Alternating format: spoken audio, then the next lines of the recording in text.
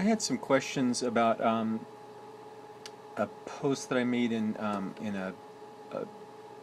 a thread that basically was about crossing under your index and middle fingers under your thumb in playing, whereas your thumb's on a higher string than your other two fingers.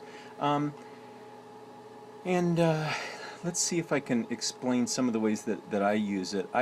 In single string, there's a lot of different ways, which I'll show a few of those at the end, but the question was mostly about roll patterns. And I'll do some non-traditional kind of, things first. But if you're playing basically like an A major 7 chord, and you want to play, you can play this, or you can play, and that requires, to keep a rolling pattern for me,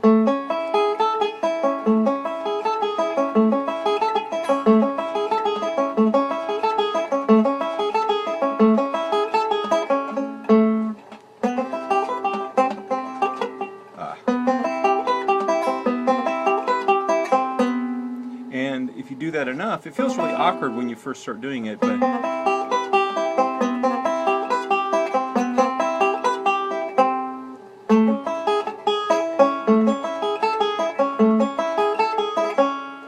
you can do that with just, thumb and index if you want, for sure. If I want smoothness, and especially if I'm playing in a rolling style, I don't want to. For me, I don't want to chop it up with a thumb index kind of a feel to it. Another kind of a more traditional thing is we play a lick, a descending lick, and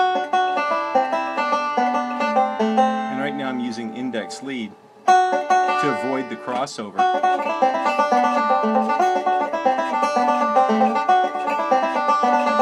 But what if you were playing along in the thumb lead and you wanted to play?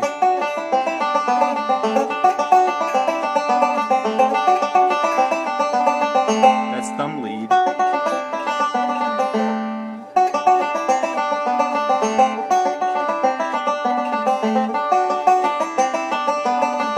And that just requires crossing your index over under your thumb.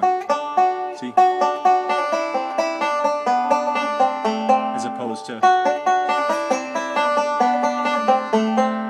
So both ways are good ways of doing it. It's just whether you want to practice to make your thumb be able to do it with a thumb lead smoothly.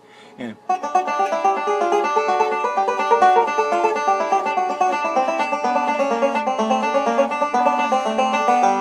so that's useful.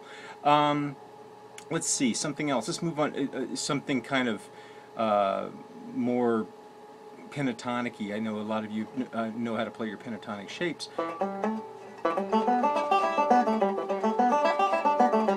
What I'm playing is, so that's one of the pentatonic shapes. Well, if you're playing up and down,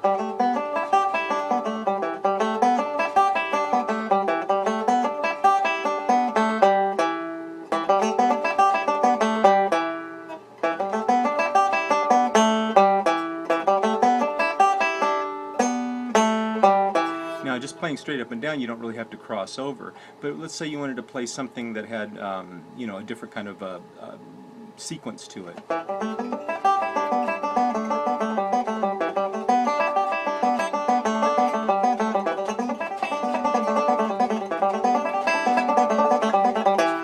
Well, you can play. What I'm doing there is I'm playing.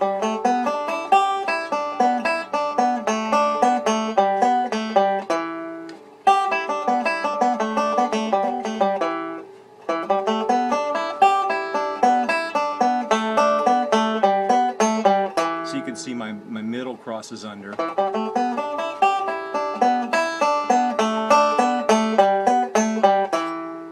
So that kind of works to your advantage sometimes too.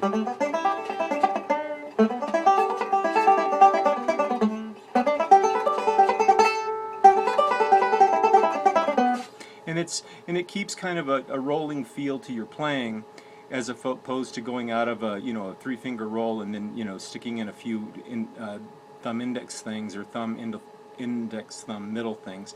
And those are all, those really are all very useful. You can do it either way, but I like to be able to try to keep my fingers as independent as possible. Okay, so let's see, before I forget, some of the single string scalar patterns that kind of tend to make you want to cross under or over are just simple ones like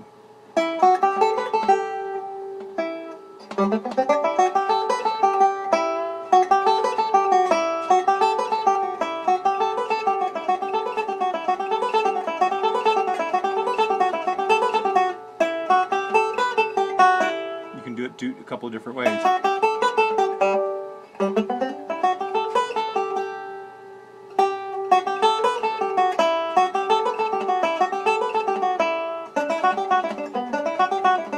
Those are all crossing my middle finger all the way under.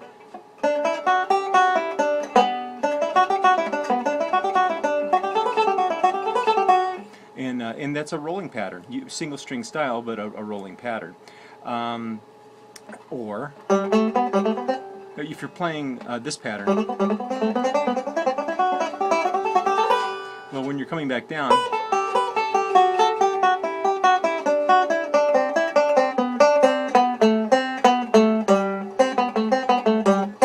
thumb on my middle string, but then your index and middle are down on the fourth string.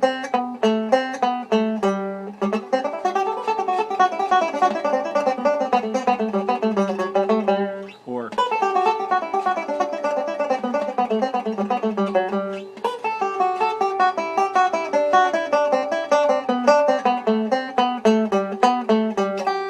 so again, you can see I'm crossing under these two. There are others, and I'll probably think of more of them after I press stop on this. But I like to play melodic styles and single string styles and just chordal styles, and be able to have my fingers be independent enough and trained enough to be able to jump down and use these fingers on lower strings. And I just find that it helps me to play smoother sometimes, and to be able to play things that I hear in my head without struggling. And so anyway, those are just some applications for crossing your middle and or index under your thumb, having your thumb playing on a higher string than your index or middle.